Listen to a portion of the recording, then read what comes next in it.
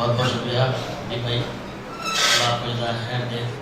बड़ी तशरीफ़ बातें बताई आपने, इंस्पायरिंग स्पीच थी, नौजवानों के लिए महवेज का काम करेंगे इंशाअल्लाह।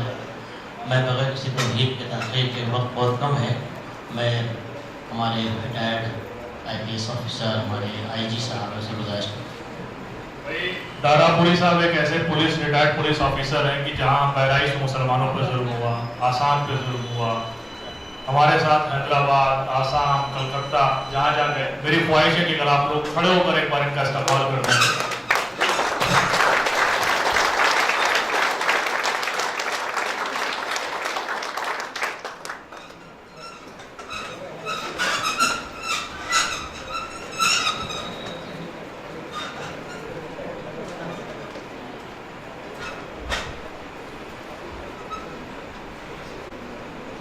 साथियों, आज companions of peace and justice नौजवानों के संगठन की तरफ से यहाँ पर जिन मुद्दों को लेके चर्चा की गई है,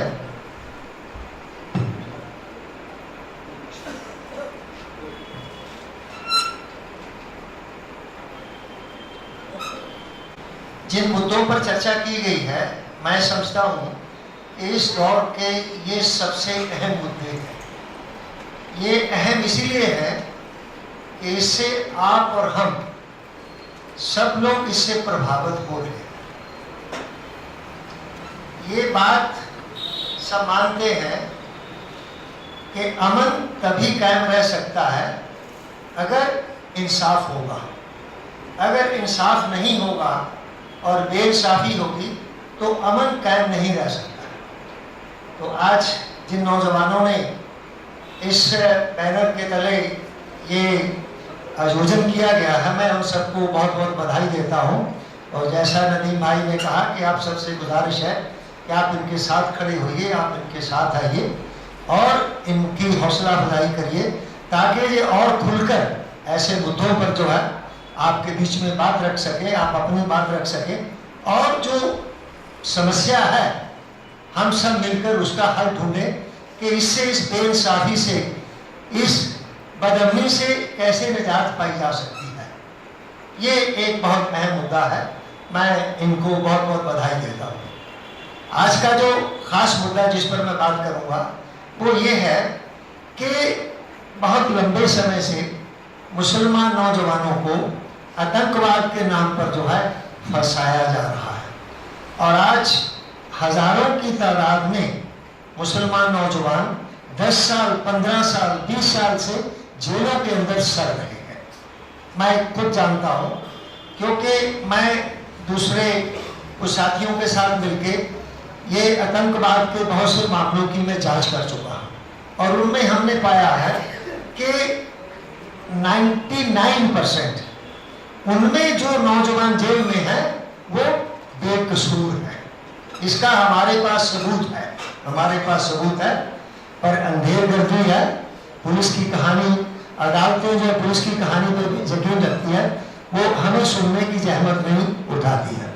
मैं इस बारे में आप लोगों को लखनऊ का एक खास एक मामला वो बताना चाहूँगा, उससे आप लोगों को ये सारी क्या साजिश है ये बिल्कुल आपको साफ हो जाएगी। 2007 में राजस्थान में जयपुर में कुछ बम ब्लास्ट के मामले हुए।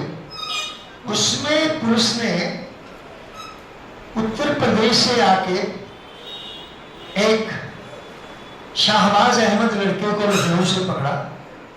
उसके ऊपर इल्जाम ये लगाया कि जिस दिन बम ब्लास्ट हुआ उस दिन इस लड़के ने गाजियाबाद के साथ एक साहिबाबाद जगह लगती है, वहां पर साइबर कैफे में जाके इसने एक ईमेल किया जिसमें इसने ये कहा कि ये साइकिल थी, उस पर हमने बम रख के ले गए और उससे हमने बम ब्लास्ट किया, उसकी जिम्मेदारी इसने ली है। ये सबूत जो है पुलिस ने उस लड़के के खिलाफ मतलब अपनी तरफ से बनाया। पुलिस आई, वहां से जाके उसे घर से तलाशी ली और उसके घर से उर्दू का जो भी मैगजीन, जो भी किताब मिली वो सारी उठा के ले गई। कहा कि ये सब जो दहशतगर्दी का ये लिटरेचर है, उसको सबको ले गई। हमारे कुछ साथी थे, वो तुरंत जो है, जो राजस्थान की एडीएस गई थी उनके पास गए, उनको पूछा कि भाई आपने कोई जो बरामदगियां की है उसकी क्या फर्द आपने बनाई है। उन्होंने मौके पर उसके माँ बाप से, उसके ससुर से, वो अपने ससुराल में रहता था, उनसे कुछ कागजों पर दस्तखत कराए और वहाँ एटीएस जो उत्तर प्रदेश की उसके दफ्तर में चले गए और वहाँ जाके उन्होंने सारी लिखित पढ़त जो है वो कर ली। तो बहरहाल उन्होंने कोई वहाँ पर मौके पर बरामदगी नहीं दिखाई थी, वहाँ पर जाकर बरामदगी दिखाई। उसके बाद उस लड़के को ले गए, शहबाबाद ले गए, वो जो कैफे था, साइबर कैफे था, वहाँ का जो मालिक था उसको दिखाया, उसको कहा कि तुम्हें इसको पहचानना है और तुम्हें इस बात की गवाही देनी है कि आज से 4 महीने पहले ये लड़का फलां समय पर मेरे साइबर कैफे में आया था और इसने यहाँ पर बैठकर जो है ये ईमेल किया था। ये सबूत उसके खिलाफ जो उन्होंने खड़ा किया, उसको वो अपना राजस्थान ले गए, जाके जेल में उसको डाल दिया। मैंने, मेरे एक दूसरे साथी थे मिस्टर संदीप पांडे, वो भी मेगा से अवार्ड विनर है। हम दोनों ने मिलकर उसकी शाहबाज अहमद की जांच की। जांच करने पर ज्यादातर तो उसका हिस्सा मैंने जांच की। हमने क्या किया कि उस लड़का क्या करता था, लड़का ये काम करता था, उसको कंसल्टेंसी का काम था।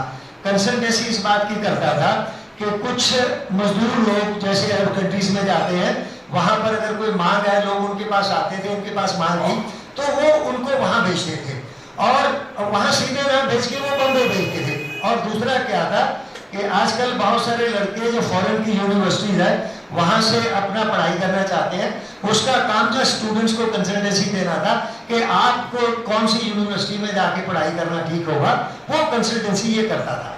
तो मैंने क्या किया, जो घटना कही जाती है कि मई की घटना थी, शायद 7 मई की घटना थी, मैंने 7 दिन उससे पहले वो दिन और 7 दिन बाद उतने दिन उसका अपना एक ऑफिस था, वहां पर अपना ऑफिस था, वहां पर एक कमरा था, आगे बरामदा था, वहां पर एक हिंदू लड़की उसने रखी हुई थी। हिंदू लड़की का काम केवल इतना होता था कि कोई भी आता था वो उसको पूछती थी, पूछने के बाद उसको अंदर भेज देती थी। अंदर वो शाहबाज बैठता था, उससे बातचीत करता था और जो कुछ भी उसको सलाह देनी होती थी वो देता था। हमने ये सब जो किया, तो मैंने जितने भी हमने उसके जो कॉल्स थी, उसके जो लैंडलाइन थी, लैंडलाइंस की जितनी कॉल्स थी वो सारी मैंने नोट की और सारे नंबरों पर मैंने टेलीफोन मिलाया। कोई बम्बे मिला, कोई कलकत्ता मिला, कोई किसी जगह मिला। मैंने उससे ये पूछा कि बताइए कि इस दिन आपने लखनऊ में ये टेलीफोन मिलाया था इस नंबर पे? उन्होंने कहा कि हाँ मिलाया था। मैंने पूछा कि आपकी क्या बात हुई थी, किससे बात हुई? किसी ने कहा कि हम जो है यहाँ बम्बे के थे, जो कि आगे लेबर सप्लाई करते थे। उन्होंने कहा कि हमारे पास सऊदी अरब से कुछ कैफ्टीरिया के लिए मजदूरों की मांग थी।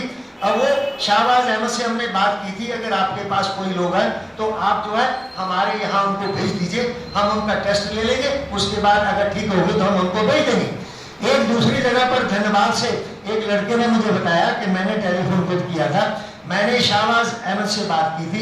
मैंने जब पूछा था कि मैं फॉरेन में जाके पढ़ना चाहता हूँ, मुझे कौन सी यूनिवर्सिटी जो है वो ठीक पड़ेगी। और ये सारे नंबरों पर मैंने बकायदा नंबर नोट करके एक नंबर पर मैंने बात की, अपना टेलीफोन मिलाया और सबका मैंने नोट किया। नोट करके मैंने ये पाया कि जिस दिन राजस्थान पुलिस कहती है कि उसने जयपुर में बम ब्लास्ट किए, उस दिन वो लड़का जो है वो लखनऊ में मौजूद था, क्योंकि उस दिन उस लड़के ने लैंडलाइन से बहुत सारे लोगों से बातचीत की थी। किन नंबरों पर बात की थी, ये मैंने उन लोगों से बात की और वहां पर दूसरा कोई बात करने वाला नहीं था। जो हिंदू लड़की उसने रखी हुई थी, उसका काम केवल इतना था कि अगर कोई कस्टमर आता है उससे पूछना, पूछने के बाद उसको अंदर भेज देना। और उस लड़की के पास टेलीफोन भी नहीं था, जो लैंडलाइन का टेलीफोन था वो शाहबाज के पास था, जो अंदर बैठता था। तो इससे ये सिद्ध हो गया कि जिस दिन बम ब्लास्ट कहा जा रहा है जयपुर में, उस दिन शाहबाज अहमद जो है वो लखनऊ में मौजूद था और उसने उस दिन भी जिन लोगों से बातचीत की थी। तो बाद में जो पुलिस ने उसके खिलाफ बनाया कि उसने उसी दिन साहिबाबाद जो है वहां जाके उसने ईमेल किया साइबर कैफे से, वो कहानी बिल्कुल झूठी है। पुलिस वालों ने दरअसल क्या किया, जब उसको लखनऊ से पकड़ के ले गए, वहां साहिबाबाद ले गए, उसको कहा कि तुम उसको पहचानो। वरना हम आपको इसमें बुक कर देंगे कि आपके साइबर कैफे से ये ईमेल गया है। तो अब वो डर के मारे वो क्या करता, उसने कहा कि ठीक है मैं पहचान लूंगा। तो इतने सबूत बना के वो जो है उसको कर दिया, और 2007 से लेके आज तक वो शाहबाज अहमद लड़का जो है वो जेल में है। उसके ऊपर एक नहीं, कम से कम 1 दर्जन केसेस जो है उसके ऊपर लगा दिए गए। हम लोगों ने जो हमने जांच की थी उसकी एक रिपोर्ट तैयार की, रिपोर्ट तैयार करके हमने लखनऊ में रिलीज किया, और मेरे साथियों ने जयपुर जाके भी उस रिपोर्ट को रिलीज किया, जिसमें हमने ये सारी बातें लिखी कि जो शाहबाज अहमद लड़का जो है वो बिल्कुल निर्दोष है। अगर अदालत चाहे तो हम वहां खड़े होके गवाही देने को तैयार है। मतलब इससे ये एक पैटर्न है। और उसकी कहानी क्या थी, वो लड़के को क्यों पकड़ा गया, उसकी कहानी ये है कि आपने सिमी का नाम सुना होगा, student Islamic movement of India. ये एक स्टूडेंट ऑर्गेनाइजेशन था, जैसे बहुत से संगठन होते हैं, ABVP है, SFI है, DYSF है, ये सब तमाम संगठन होते हैं। तो उस प्रकार से उन मुसलमान लड़कों का भी एक संगठन था, student Islamic movement of India. वो उसका सेक्रेटरी था। वो उसका जो मैगजीन छपता था, वो लड़का पढ़ने में बड़ा अच्छा था, उसने BSc की थी, और वो लड़का पढ़ने में बड़ा अच्छा था। उसका मैगजीन का जो वो एडिटर था। और यूपी पुलिस ने क्या कर रखा था, इंटेलिजेंस एजेंसियों ने, जितने भी उसके मेंबर थे उन सब की सूची पुलिस के पास थी, और हर एक मामले में एक को उठाते थे और उसमें बुक कर देते थे। तो जो शाहबाज अहमद है वो भी सिमी का मेंबर होने के कारण उसमें बुक कर दिया गया। उसके बाद देखिए क्या होता है, जब वो वहां चला जाता है, उनको ऐसी सेल में रखा जाता है जहां हवा नहीं आती, धूप नहीं आती, वो वहां पर है, टॉर्चर किया जाता है, नमाज नहीं पढ़ने दी जाती। फिर सबसे बड़ी समस्या ये खड़ी होती है कि उसकी वकालत वहां कौन करेगा। वहां वकीलों ने बकायदा अपनी मीटिंग की, और उस मीटिंग में कहा कि कोई भी वकील इन जो इसमें बम ब्लास्ट के केसेस में जो लड़के बंद हैं उनकी वकालत नहीं करेगा। उन्होंने सब जो रेजोल्यूशन पास कर दिया, वहां पर कोई वकील तैयार नहीं हो रहा था। हम लोगों ने, हमारा जो PUCL, People's Union for Civil Liberties, ये हिंदुस्तान का सबसे बड़ा ह्यूमन राइट्स ऑर्गेनाइजेशन है, और मैं उत्तर प्रदेश का उसका वाइस प्रेसिडेंट हूँ।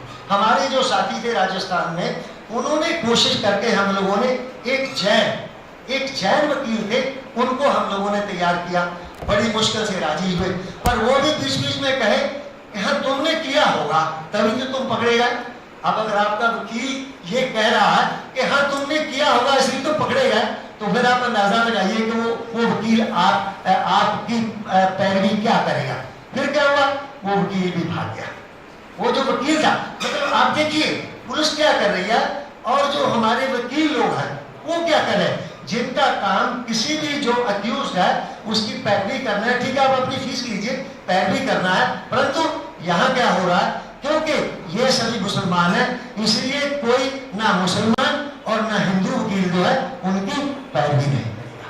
मतलब ये एक नमूना मैं शाहबाज अहमद का बता रहा हूँ। अब हमें पता चला है कि अब वो लास्ट स्टेज पे आया है। हमारे जो वकील अब दोबारा हमने किया है, उसने कहा कि हम दारापुरी साहब और संदीप पांडे जो है उनको अदालत में पेश करना चाहेंगे। हमने कहा ठीक है, हमने जांच किया, हमारे पास जो सबूत है हम वहां जाकर रखने को तैयार है। मतलब ये एक पैटर्न है कि पुलिस किस तरह से निर्दोष लड़कों को पहले से आइडेंटिफाई करती है, आइडेंटिफाई करने के बाद फिर मामलों में उनको फिट करती है। और जो जयपुर वाले बम ब्लास्ट थे वो फेक थे, क्योंकि एक जहां आपका बड़ा साइन बोर्ड लगा हुआ है उसके पीछे बम रखा हुआ है, एक कहीं बम लटकाया हुआ है।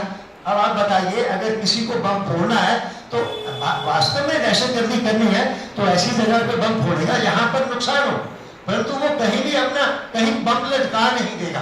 तो वहां पर जो है जयपुर में इस प्रकार से हुआ था, वो लड़के वहां पर बंद है। तो ये जो एक पैटर्न है, ये पैटर्न जो है ये सभी सरकारों के दौर में हुआ है।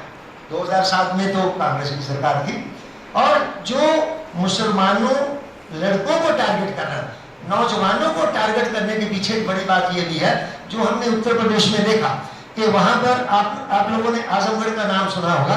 वहां पर एक गांव संजीवपुर है। ज्यादातर जो दहशतगर्दी में लड़के पकड़े गए हैं, चाहे वो आपके हैदराबाद में है, चाहे बम्बे में है, चाहे राजस्थान में है, वो उस गांव के लड़के हैं। उस गांव के लड़के क्यों पकड़े गए, उसका खास कारण ये था कि वो एक खाता पीता इलाका है। वहां के लड़के लोकल पढ़ाई करने के बाद वो दिल्ली आ रहे थे। दिल्ली आके कोई जामिया में एडमिशन लिया, कोई कहीं एडमिशन लिया, वहां पर कोई कंप्यूटर सीख रहा था, कोई MBA कर रहा था, कुछ कर रहा था, उसके पीछे उनका इरादा ये था कि यहाँ पर कोई मतलब नौकरी नहीं मिलती है तो हम फॉरेन में अरब कंट्रीज में जाके वहाँ पर नौकरी करेंगे और मजदूरी करने की बजाय अगर हमारे पास कोई टेक्निकल क्वालिफिकेशन होगी तो हम वहाँ पर जाकर टेक्निकल अच्छा काम करेंगे, हमें अच्छी तनख्वाह मिलेगी। ये सारे के सारे लड़के जो दहशतगर्दी में पकड़े गए हैं, खासतौर से आजमगढ़ के, वो सारे के सारे दिल्ली में पढ़ाई करने के लिए आए थे और वहाँ पर उनको टारगेट किया गया। तो ये एक जो साजिश है वो सभी सरकारों के दौर में हुई है। इसमें कोई भी पाक साफ नहीं है, चाहे वो कांग्रेस की सरकार रही हो। आप अपने आप महाराष्ट्र को ले लीजिए, वहां कांग्रेस के दौर में क्या हुआ, जब बाबरी मस्जिद गिराई गई। बाबरी मस्जिद के बारे में मैं कहना चाहूंगा कि अगर आप हिंदुस्तान में दहशतगर्दी के इतिहास को देखेंगे तो बाबरी मस्जिद को गिराया जाना हिंदुस्तान की सबसे पहली और सबसे बड़ी दहशतगर्दी घटना रही है। उसके बाद भी ये सब शुरू होता है, चाहे 93 में आपके बम्बई में बम ब्लास्ट होते हैं, चाहे दूसरी जगह होते हैं। और बाबरी मस्जिद की गिराने के बाद जो राइट्स हुए हैं, जो दंगे हुए, आपके बम्बई में दंगा हुआ था, आपके उसमें गुजरात में दंगे हुए थे, बिहार में दंगे हुए थे, और जगह के दंगे हुए, और उन दंगों में जो कुछ हुआ वो भी दहशतगर्दी के लिए बहुत हद तक जिम्मेदार है। आप तो वो भी होंगे, आपने देखा होगा, मैंने तो पढ़ा कि किस तरह से पुलिस खड़ी है, सब खड़े हैं, उनके सामने सब कुछ हुआ। तो आप किससे इंसाफ मांगेंगे, आप किससे अपनी हिफाजत की आप जो है गुहार कर सकते हैं। और ये केवल आपके बम्बई में ही नहीं हुआ, ये आपका गुजरात में भी हुआ, आपका बिहार में भी हुआ। तो ये जो स्थिति है कि जब जिस सरकार की जिम्मेदारी है कि अगर कुछ लोग गलत कर रहे हैं, कानून को तोड़ रहे हैं, उसकी जिम्मेदारी है वो आपके साथ खड़ी होगी, आपको सुरक्षा देगी, पुलिस आपके साथ खड़ी होगी। पर इन सब दंगों में क्या देखा गया कि सरकार भी जो दंगा करने वाले लोग थे उनके साथ खड़ी थी, क्योंकि पुलिस सरकार की है, इसलिए सारी की सारी पुलिस जो है दंगाइयों के साथ खड़ी थी। और वो दंगे जो थे वो सबसे बड़ी नाइंसाफी थी। और उसमें ये हो सकता है अगर आपके साथ लगातार अन्याय हो रहा, नाइंसाफी हो रही है, तो आदमी कोई पत्थर का तो बना नहीं, लोहे का तो बना नहीं, उसकी भी भावनाएं है, उसको भी गुस्सा आता है, सबको गुस्सा आता है। अगर मेरे साथ नाइंसाफी होगी मुझे भी गुस्सा आता है। अब वो गुस्से का इजहार मैं कैसे करता हूँ वो एक अलग बात है। तो इस बात से इनकार नहीं किया जा सकता, जो लोग उस नाइंसाफी का शिकार हुए हैं उनका गुस्सा जरूर किसी दूसरे रूप में सामने आ सकता है, परंतु ज्यादातर लोग जो है उसमें नाइंसाफी का शिकार हुए। तो ये जो एक तरीका है जो कि कांग्रेस के दौर से चला आया है कि मुसलमानों को कांग्रेस क्या करती थी, मुसलमानों का भय दौन करती थी, फियर एक्सप्लॉयटेशन, कि मुसलमानों को इतना डरा के रखो कि अगर तुम हमारे साथ नहीं रहोगे तो ये तुम्हें खा जाएंगे। ये कांग्रेस की नीति रही है, इसलिए मुसलमान डर के मारे बेचारे बहुत दिन जो है कांग्रेस के साथ जुड़े रहे और ये कांग्रेस ने किया।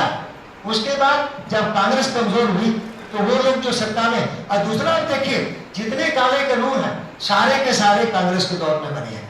आपका चाहे वो टाटा था, चाहे वो कोटा था, उसके बाद जो यूएपीए है, ये वाला अनलॉफुल एक्टिविटीज प्रिवेंशन एक्ट जो है, जो कि बहुत कठोर कानून है, ये भी कांग्रेस के दौर में बना। और ये अलग बात है कि इस सरकार के आने के बाद यूएपीए में जो लोग बंद हुए उनकी संख्या थोड़ी ज्यादा है, परंतु कांग्रेस के दौर में भी ये जो अनलॉफुल एक्टिविटीज प्रिवेंशन एक्ट है, इसमें हजारों की तादाद में जो है मुसलमान बंद हुए हैं और दलित बंद हुए हैं। उनको माओवादी और नक्सलवादी कह के जो है आदिवासी क्षेत्रों में उनको टारगेट किया गया। आपके महाराष्ट्र से बहुत सारे दलित ये मानवाधिकार का काम करने वाले वो यूएपीए में बंद हुए।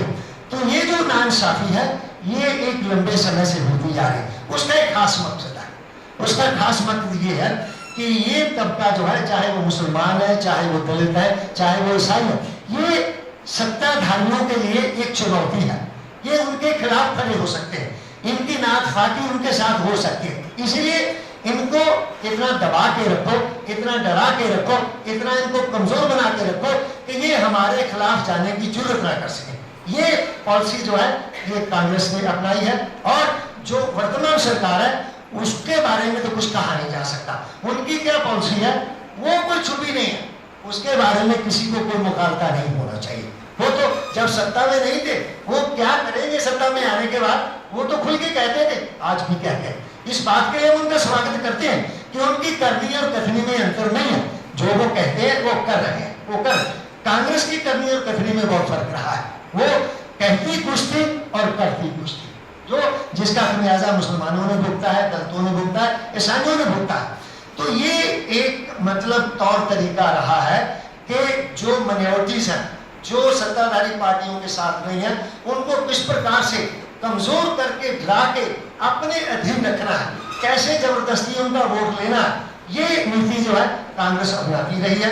और जो वर्तमान सरकार है वो तो खुलेआम कहती है कि हमें तो मुसलमानों को वोट की जरूरत नहीं है, वो तो खुलेआम कहते हैं, इसलिए वो अपनी पार्टी में किसी को टिकट नहीं देते हैं। तो इसलिए इनकी पॉलिसी क्या है, इनका इरादा क्या है, इसके बारे में हमको किसी को कोई मुकाबला नहीं होना चाहिए।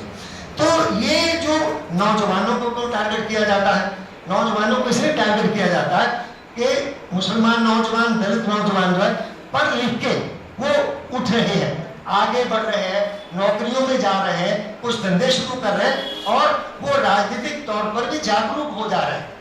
हमारी जो पहली वाली जनरेशन है वो तो इसी प्रकार से उन्होंने अपना समय काट लिया, परंतु आगे वाली जो जनरेशन है उनके सामने बहुत बड़ी चुनौतियां हैं। जब आप किसी के लिए बहुत बड़ा खतरा नहीं होते तो कभी कभी उसके मन में दया भाव होता है, अरे ठीक है कोई बात नहीं, क्योंकि आप उसका ज्यादा बिगाड़ नहीं सकते। जैसे ही जो सत्ताधारी है उनको लगता है अब आप उनसे कुर्सी छीन सकते हैं, अब आप उनके लिए चुनौती बन सकते हैं, अब आप उनसे सवाल पूछ सकते हैं, तो फिर लड़ाई और तेज हो जाती है और जो दमन है वो और तेज हो जाता है। और वही दमन जो है वो आज आपको मुसलमान लड़कों को आतंकवाद के नाम पे उठाकर 10 साल, 15 साल, 20 साल जो है जेलों में सुलाने का दौर जो है ये आपके सामने उसी रणनीति का नतीजा है कि ये जो नई पीढ़ी आ रही है इनको बदनाम कर दो, इनकी पढ़ाई बर्बाद कर दो, और अगर ये छूट भी जाए तो ये समाज में रहने लायक ना रहे और किसी नौकरी पाने लायक ना। ये एक पूरी साजिश है। इस साजिश के बारे में आप और हम सब लोगों को पूरी तरह से गहराई से समझना चाहिए। अब जैसा नदीम भाई ने कहा, अब इसके बारे में बैकग्राउंड में बहुत सी बातें हैं, मैं उनको नहीं बता रहा। एक मैं बात आप लोगों को और बताना चाहूंगा। आप लोगों ने देखा होगा 2007 में एक बाटला हाउस एनकाउंटर हुआ था, दिल्ली में हुआ था, जामिया इस्लामिया एरिया में। उसके बाद क्या हुआ था मैं उत्तर प्रदेश का जानता हूँ, उसको कांग्रेस ने इतना भुनाया, उसको टीवी पे इतना दिखा के वो इंस्पेक्टर शर्मा जो मारा गया उसको दिखाया, उसकी लाश रख के क्या क्या नाटक किया, जैसे इंदिरा गांधी के समय में नाटक किया था कांग्रेस ने। तो उससे क्या हुआ, इसके पीछे कांग्रेस का जो मकसद था वो मुसलमानों को बदनाम करना था कि ये दहशत करना है। देखिए जिस प्रकार से राजधानी में करते हैं, ये जब इन्होंने किया उसमें क्या हुआ, जबकि मैं जानता हूँ जो इंस्पेक्टर शर्मा मारा गया वो अपने साथियों की गोली से मारा गया। कैसे? जब वो चल रहा था, टीवी के ऊपर दिखाया जा रहा था, मैं बैठा था, मैं देख रहा था कि इंस्पेक्टर शर्मा और इसका एक साथी, एक लंबा सा साथी, दोनों उस मकान पर सीढ़ियों से ऐसे खरामा ऊपर जा रहे थे जहां वो कहते हैं उन्होंने लड़कों के साथ जो है दहशतगर्दी में मरा। मैं पुलिस वाला हूं, मैं बहुत से ट्रेनिंग सेंटर में रह चुका हूं, बहुत से इस प्रकार के लोगों को मैं ट्रेनिंग दे चुका हूं कि अगर आपको पता है किसी मकान में दहशतगर्द है और आपको उस पर धावा करना है या आपको उनको पकड़ना है तो उसमें सिखाया जाता है। और सबसे पहले आप अपनी सिक्योरिटी की बात करेंगे और फिर आप जाएंगे। तो वो ऐसे खरामा जा रहे थे। मैंने कहा कि मेरा रिएक्शन है कि मुझे तो लगता है ये शायद चाय पानी पीने जा रहे हैं। उसके बाद पता चला कि शर्मा गोली से मारा गया। तो वो जो बाटला हाउस वाला एनकाउंटर था, उसके बाद उत्तर प्रदेश में क्या हुआ देखिए, हमने देखा कि उत्तर प्रदेश में मुसलमान इतने डर गए कि कोई बाहर निकलने को तैयार नहीं और बाटला हाउस एनकाउंटर पे जाकर बात करने को तैयार नहीं। ये जो हम लोग आगे आए, मैं संदीप पांडे और आए, हमने जिनके बेटे मारे गए थे उनको हमने बुलाया और बुला के जो विधानसभा उसके सामने हमने धरने पे बैठे और ये कहा कि बाटला हाउस एनकाउंटर जो है वो फर्जी है, इसकी न्यायिक जांच होनी चाहिए। ये मांग हम लोगों ने उठाई। उसके बाद एक देखिए कैसे होता है कि जब ये बात हो गई, दिल्ली पुलिस वहां से पकड़ के ला रही, तो ये बात हुई, अरे भाई जब दिल्ली पुलिस, राजस्थान पुलिस जो है वहां से आजमगढ़ से पकड़ के ला रही, तो यूपी पुलिस क्या कर रही है? यूपी पुलिस ने क्यों नहीं पकड़े? ये सवाल यूपी पुलिस से पूछा जाने लगा। फिर यूपी पुलिस ने कहा कि ठीक है हम भी कुछ करके दिखाते हैं। तो 4/5 अक्टूबर 2007 उसमें क्या हुआ कि आर्मी, वहां पर कंटोनमेंट एरिया है लखनऊ में, आर्मी और पुलिस दोनों मिले, दोनों ने मिलकर कहा कि हम 4/5 अक्टूबर की रात में जो कंटोनमेंट एरिया है वहां पर एक हमला दिखाएंगे कि 2 कश्मीरी दहशतगर्दों ने वहां पर हमला किया, उसमें वो मारे गए। और उससे अब आप देखिए कि अगर कंटोनमेंट एरिया में मतलब हमला दिखा दिया जाए तो कितनी बड़ी दहशत जो है या कितना बड़ा एक मतलब होगा जो है पूरे हिंदुस्तान में खड़ा हो जाएगा। ये पूरी प्लान बना ली गई। क्यों बना ली गई? क्योंकि 2 कश्मीरी लड़के थे, वो पकड़ के रखे हुए थे, और 2 AK-47 राइफल जो है वो भी नेपाल से आई थी, वो भी पहुंच गई थी। वो जो लड़के थे उस समय लखनऊ पहुंच चुके थे। तो इसी में जो कि आर्मी का एक ऑफिसर था, उसने एक और ऑफिसर को बताया कि 4/5 की रात में ये होने वाला है, यहाँ पर एक बहुत बड़ा एनकाउंटर होने वाला है, उसमें पुलिस मिली होगी और आर्मी मिली होगी, दोनों मिलकर ये एनकाउंटर करेंगे। ये उसने कहा कि ये पक्की सूचना है, होने वाला है, आप लोग अगर उन लड़कों को बचाने के लिए कुछ कर सकते तो आप लोग करिए। उसने अफसर ने, आर्मी के अफसर ने बता दिया। जब बता दिया उसने क्या किया, उसने मेरे दोस्त जो संदीप पांडे जिनका मैं नाम ले रहा हूँ, जो मैकेसे वार्ड में, उनको बताया कि संदीप पांडे जी ऐसा आर्मी कंटोनमेंट एरिया में होने जा रहा है, आप अगर कुछ कर सकते हो लड़कों को बचा लीजिए। उन्होंने तुरंत एक रिटायर्ड डीजी थे, वो बहुत अच्छे थे, उनसे बात की। उन्होंने कहा कि सर ऐसी सूचना है, आप तुरंत डीजीपी से बात करिए, जो उस समय के डीजीपी थे, उस समय मायावती की सरकार थी, डीजीपी थे। तो उन्होंने उनको कहा कि आप डीजीपी से बात करिए कि ऐसा नहीं होना चाहिए, अगर ऐसा होने जा रहा है तो ऐसा नहीं होना चाहिए। उन्होंने जब उससे बात की, डीजीपी से बात की, तो फिर मामला खुल गया। तो फिर नतीजा क्या हुआ कि वो एनकाउंटर 4/5 अक्टूबर की रात में नहीं हुआ, वो टल गया।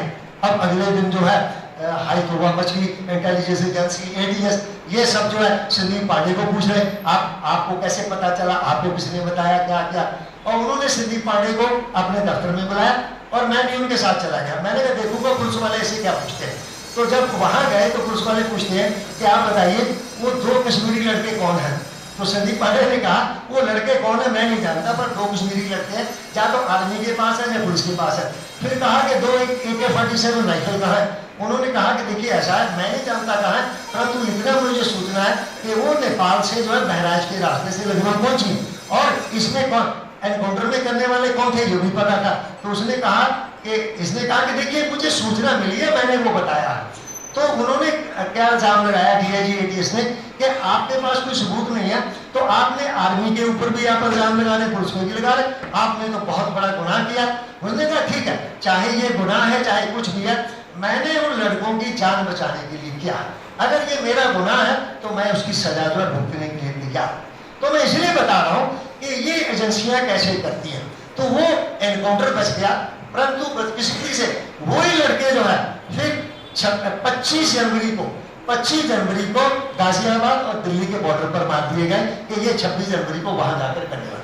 तो ये इस प्रकार से जो एजेंसियां हैं वो सब करती हैं। मैं पुलिस विभाग में रहा, मैं जानता हूँ पुलिस विभाग के जो अधिकारी कर्मचारी हैं उनका नजरिया मुसलमानों के बारे में क्या होता है, दर्दों के बारे में क्या होता है, ईसाइयों के बारे में क्या होता है। तो ये एक हमारी समस्या है, और बहुत कम संख्या में मुसलमान जो है वो पुलिस या दूसरी एजेंसियों में, आपको सुन के ताज्जुब होगा, जो हमारी इंटेलिजेंस एजेंसियां हैं वहां पर मुसलमानों को नहीं रखा जाता है, जो IB है उसमें नहीं रखा जाता है, रॉ में नहीं रखा जाता है। क्यों? क्योंकि उनको मुसलमानों पर विश्वास नहीं है।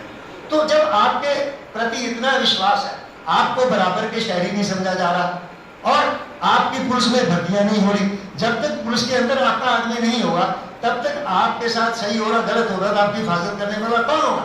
इसलिए एक तो सबसे बड़ी मांग ये होनी चाहिए कि जब हमारी पुलिस जो है ये एक प्रतिनिधित्व संगठन है, रिप्रेजेंटेटिव है, उसके अंदर मुसलमानों का रिप्रेजेंटेशन भी होना चाहिए। वो कैसे होगा ये सरकार की जिम्मेदारी है, आप उनको जो है उसमें करिए। तो ये जो है ये एक पैटर्न है लंबे समय से चला आ रहा। अब उसमें ये है कि अब इसमें हमें करना क्या चाहिए। जैसे नदीम भाई ने बताया, जहां कहीं भी इस प्रकार से पुलिस किसी को उठाती है, आपको तुरंत उसको लेके अपना ईमेल करिए, व्हाट्सएप करिए, अपना कुछ भी करिए, तुरंत उसको लेके आप आवाज उठाइए। आप तुरंत उच्च अधिकारियों के पास, सीनियर ऑफिसर्स के पास जाइए और कहिए कि इस प्रकार से उठा के ले गए, हमें इस बात का अंदेशा है कि किसी केस में उनका एनकाउंटर कर देंगे या उनको किसी केस में फंसा देंगे। आपको ये करना चाहिए। अगर वहां सुनवाई नहीं होती, आप कोर्ट में हेबियस कॉर्पस आप दायर कर सकते हैं कि हमारे व्यक्ति को, हमारे फलां आदमी को पुलिस उठा के ले गई है, उनको जो है कोर्ट में पेश किया जाए। तो जब तक आप अगर आप डर के घर बैठ जाएंगे, अरे पुलिस मुझे ना बंद कर दे, अरे उनको जो बंद करना है वो तो बंद करेंगे। अब आपके ऊपर है कि वो जो गैर कानूनी काम कर रहे हैं उसको आगे ना हो, वो रुके, उस पर कोई रोक लगे, वो उसके खिलाफ आपको खड़ा करना हो। अगर आप डरेंगे तो आप इसी प्रकार से मरते रहेंगे। तो इसलिए आपको खड़े होना होगा, चाहे कितनी भी दहशतगर्दी हो, आपको इकट्ठे होना होगा, कानूनी लड़ाई लड़नी होगी और सड़क पर लड़नी होगी। तो आखिर में मैं बशीर बदर की एक नज़म जो है 2 लाइनें कह के मैं अपनी बात समाप्त करूंगा। समय कम था, बातें तो और भी बहुत थी। आज अगर खामोश रहे तो कल सन्नाटा छाएगा, हर बस्ती में आग लगेगी, हर बस्ती जल जाएगी।